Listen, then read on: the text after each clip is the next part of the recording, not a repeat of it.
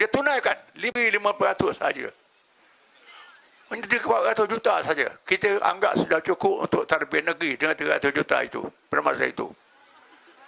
Oleh kerana negeri sudah ada hasil, maka kita anggap negeri sudah hasil.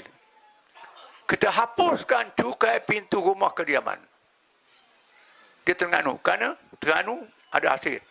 Negeri lain tak ada hasil ni. Rumah kediaman tak ada cukai. Hotel, kedai, rumah yang ada perniagaan ada cukai. Bot nelayan kecil tak ada cukai. Kita hapuskan. Tol jambatan dihapuskan. Termasuklah cukai bakul, peniaga kecil di pasar, dihapuskan. Bila kita merintah, kerana hasil sudah cukup. Duit dah ada. Ini berlaku. Sabah lebih banyak lagi. Kita tunai ini kita tak janji. Ini tunai satu tanggungjawab.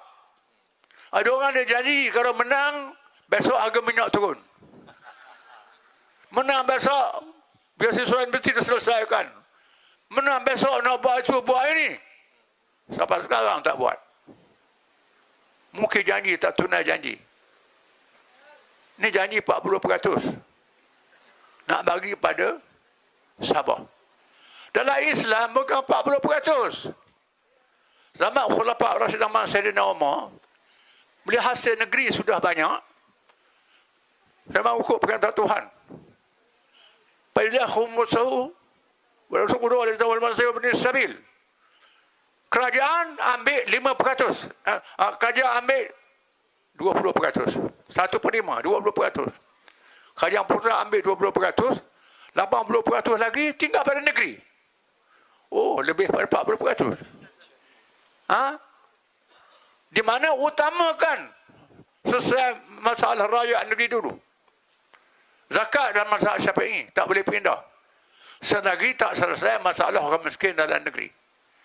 Setelah selesai, zakat boleh pindah ke negeri lain.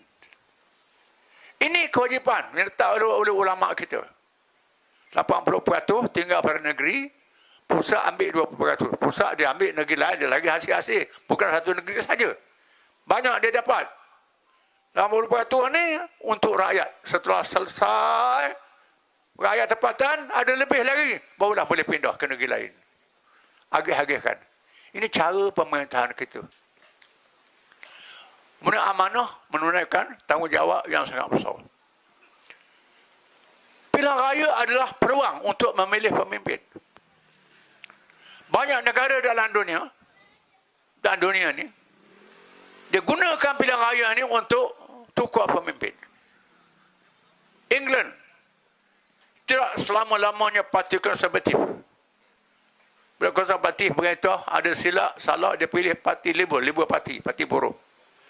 Parti buruh buat silap, dia tolak parti buruh, pilih konservatif pula.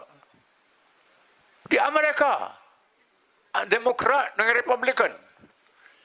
Republikan merintah buat silap, rakyat mereka tolak, pilih Demokrat. Demokrat buat silap, pilih Republikan pula. Ini di Amerika. India, pilih Kongres. Kongres buat silap, pilih parti lain.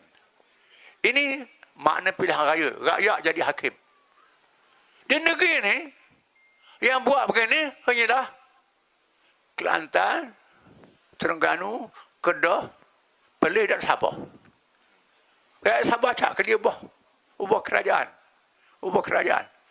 Dia ubah kerajaan. Cuma cara pilih pemimpin yang perlu dibetulkan, itu saja. Kita memilih pemimpin yang berilmu, yang berakhlak, yang ini. Cuma Sabah, bila pemimpin buat silap, dia pilih yang lain. Tak ada pertimbangan ini. Itu saja yang perlu dibetulkan. Ini saja. Pilih pemimpin satu tanggungjawab yang besar. Dalam Quran menyebut satu kisah yang sangat menarik. Surah Quran. Surah An-Naml. Surah makhluk semut. Semut ini satu makhluk yang kecil. Yang lemah. Yang sangat lemah. Hidup bermasyarakat. Semua dia pilih pemimpin. Dalam kisah Nabi Sulaiman alaihissalam, seorang rasul yang ada cerita dalam Quran, cerita dalam Bible, cerita dalam Taurat, cerita dalam kitab-kitab zaman dulu Nabi Sulaiman ni.